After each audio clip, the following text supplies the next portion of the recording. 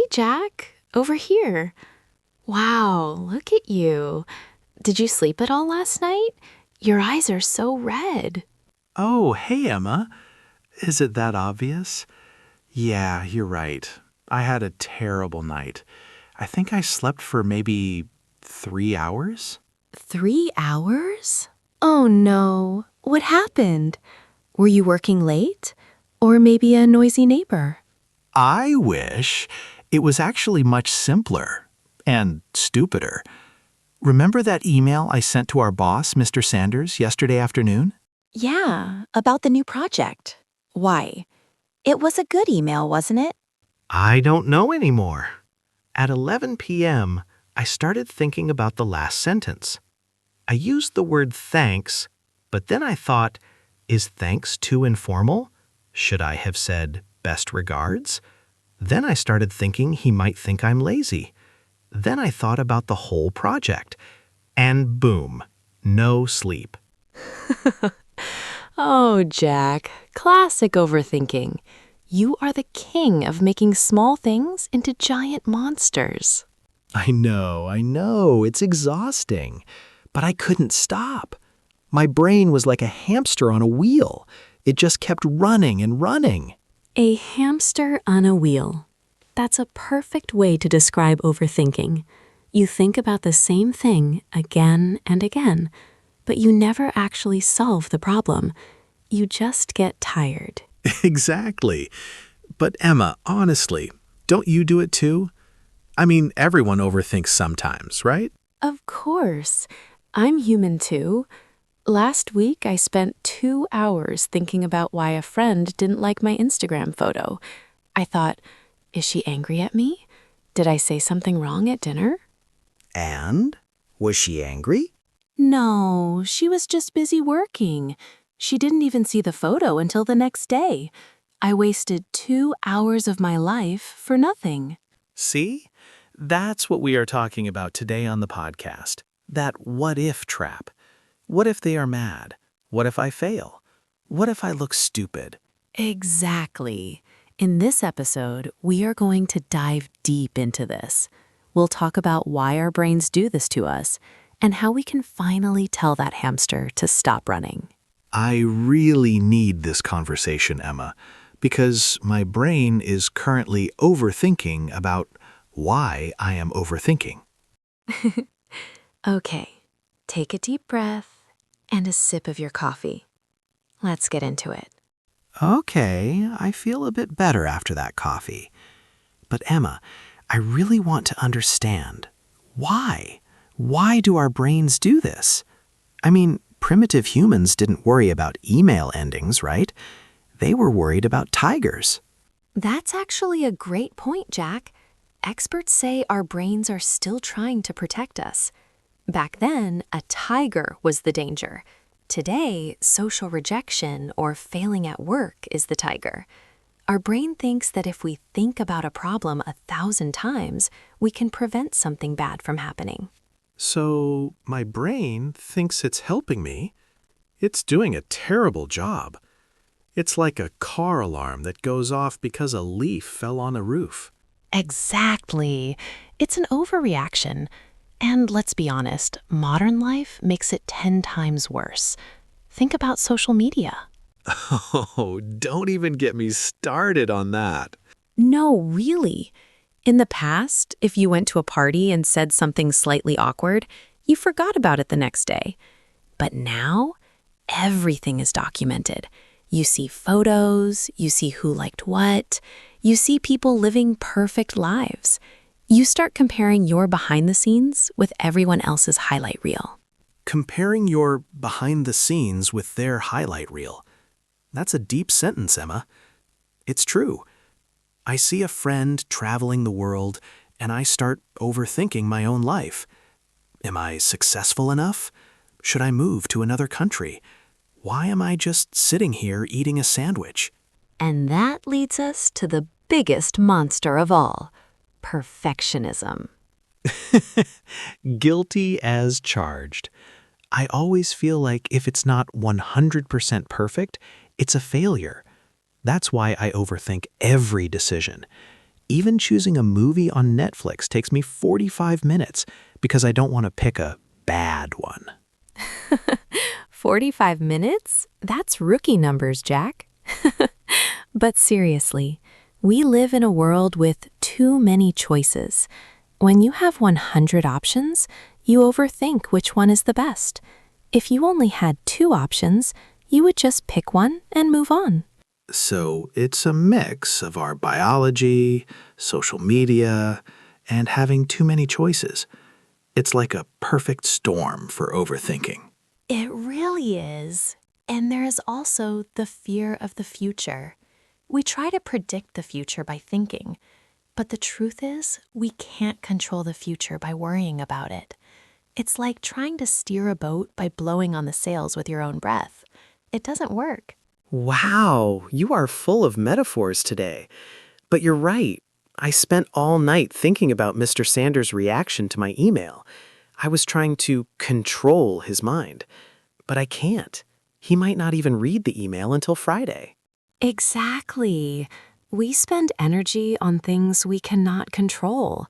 We think analysis is the same as action, but they are different. Thinking is not doing. In fact, overthinking usually prevents us from taking action. We get paralyzed. Analysis paralysis. I've heard that term before. It's like being stuck in mud. The more you spin your wheels, the deeper you sink. That's a perfect way to put it. We think we are solving a puzzle, but we are actually just digging a hole. And the deeper the hole, the harder it is to see the sunlight. You know, Emma, hearing you talk about analysis paralysis makes me feel a bit better. But sometimes my overthinking is just embarrassing. Like, really stupid. Oh, please share. I love a good embarrassing story. It makes us feel more human. Don't be shy, Jack. We're among friends. Well, and our listeners. Okay. So a few months ago, I was at the grocery store. I saw an old high school friend. We haven't talked in maybe 5 years. He said, "Hey, Jack, how's it going?" And I said, "Good. You?" He said, "Good." And then there was a 3-second silence. Oh no, I know where this is going. Exactly. I panicked. I didn't know if I should hug him, shake his hand, or just walk away.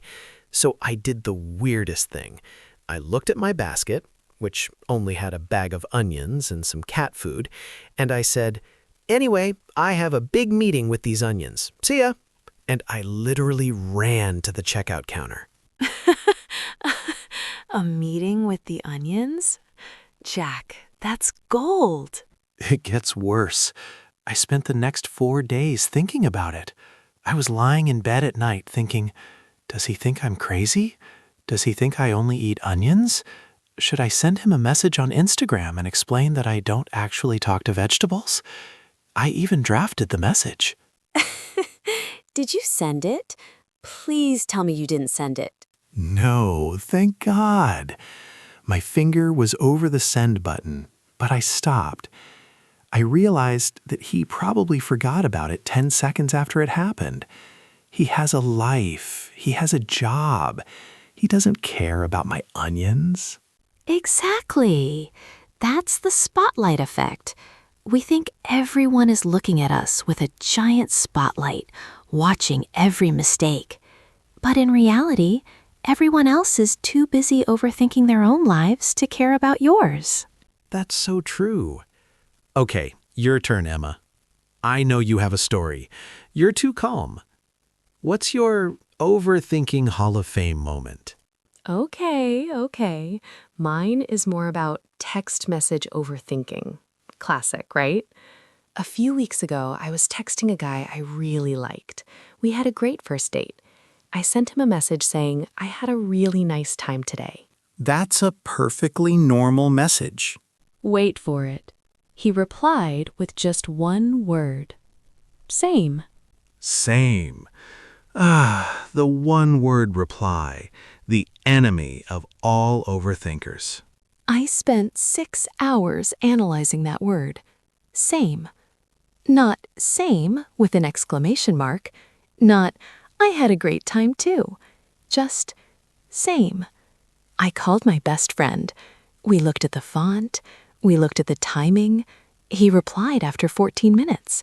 Why 14 minutes? Is that a power move? Does he think I'm boring?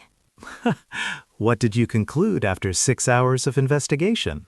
I decided that he hated me and I should never speak to him again. I was almost ready to block him. But then he called me that evening and said, "Hey, sorry for the short text earlier. I was driving and used the voice command. Do you want to go out again on Friday?" Wow. So same just meant same. Exactly. My brain created a whole drama movie with a soundtrack and everything over 4 letters, S-A-M-E. I wasted an entire afternoon being sad for no reason. It's funny how our brains prefer to invent a negative story rather than just accept a simple reality. It's like we are addicted to the drama in our own heads. It's true. We are the directors, the actors, and the audience of our own mental theater. And usually, the play is a tragedy. But in reality, it's a comedy. The directed by Overthinking movie. I'd hate to see the ticket prices for that one. Okay, Emma, we've laughed about my onions and your same text, but let's be serious for a second. It actually hurts. It's tiring. How do we stop this hamster from running? I can't live my life analyzing every email and grocery store conversation. You're right, Jack. It's not just funny. It can really affect our mental health. Over time, I've learned a few tricks. They don't make it go away 100%, but they help a lot. The first one is the 5-minute rule. The 5-minute rule? What's that? If I can't solve it in 5 minutes, I give up? Not exactly. If you find yourself overthinking something, give yourself exactly 5 minutes to worry as much as you want. Set a timer on your phone. Cry, pace around the room. Think about the worst-case scenario. But when the timer beeps, it's over. You have to move on to a different activity. That's interesting. It's like giving the worry monster a snack, so it stops bothering you for the rest of the day. Exactly. You acknowledge the feeling, but you don't let it control your whole afternoon. Another great one is the 5-5-5 rule. Ask yourself, will this matter in 5 minutes? Will this matter in 5 months? Will this matter in 5 years? Let's apply that to my boss's email. Will it matter in 5 minutes? Yes, I'm stressed. 5 months? Probably not. 5 years? Definitely not. Wow. When you look at it that way, it feels so small. Right? Most of the things we overthink are just small bugs, not giant tigers. Another thing that helps me is brain dumping. Brain dumping? Sounds a bit messy. It's just writing. Grab a piece of paper and write down every single thought in your head. Don't worry about grammar or being logical. Just get it out of your brain and onto the paper. When it's on paper, your brain feels like it doesn't have to hold the information anymore. I've heard that before. It's like clearing the cache on your computer, so it runs faster. Perfect analogy. And my final favorite tip: focus on action, not analysis. If you are overthinking about a project, stop thinking and just do the first, tiniest step. If you're overthinking a text, just send a simple one and put your phone in another room. Action is the enemy of overthinking. Action is the enemy of overthinking. I love that. So instead of thinking about the gym for 3 hours, I should just put on my shoes. Exactly. Once you put on your shoes, the thinking part is over and the doing part begins. And usually the doing part is much easier than the thinking part. You know, I feel more powerful already. It's about taking control back from your brain. We are the boss, not our thoughts. Precisely. Your thoughts are like clouds in the sky. They come and they go. You are the sky, not the clouds. You don't have to catch every cloud that passes by. Emma, you're becoming a philosopher. I'm impressed. Wow, Emma. I came here with a headache and a red face from no sleep, but now I feel like I have a plan. The 5-5-5 rule is going to be my new best friend. I'm so glad to hear that, Jack. And remember, it's a process. You won't stop overthinking overnight. It's like a muscle you have to train. Every time you say stop to a negative thought, you're getting stronger. A muscle you have to train. I like that. So today we talked about a lot of things. We defined overthinking, that hamster on a wheel feeling.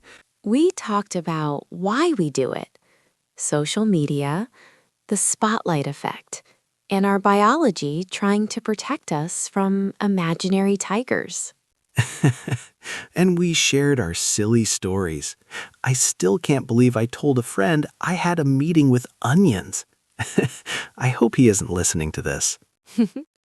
If he is, he probably thinks it's hilarious. And most importantly, we shared some tools: the 5-minute rule, brain dumping, and focusing on small actions. It's been a great conversation. Before we go, Emma, do you have a question for our listeners today? I do. I want to know, what is the silliest thing you have ever overthought? Was it a text message, a look someone gave you, or maybe a grocery store moment like Jack's? Yes, please tell us. Leave a comment or send us a message. It makes us feel better to know we aren't alone in this overthinking club. You are definitely not alone. Everyone is doing it. So take a deep breath, go for a walk, and remember, most of the things you are worrying about today won't even matter next week. Well said. Thanks for the coffee and the therapy session, Emma. Anytime, Jack. See you in the next episode, everyone. Bye for now.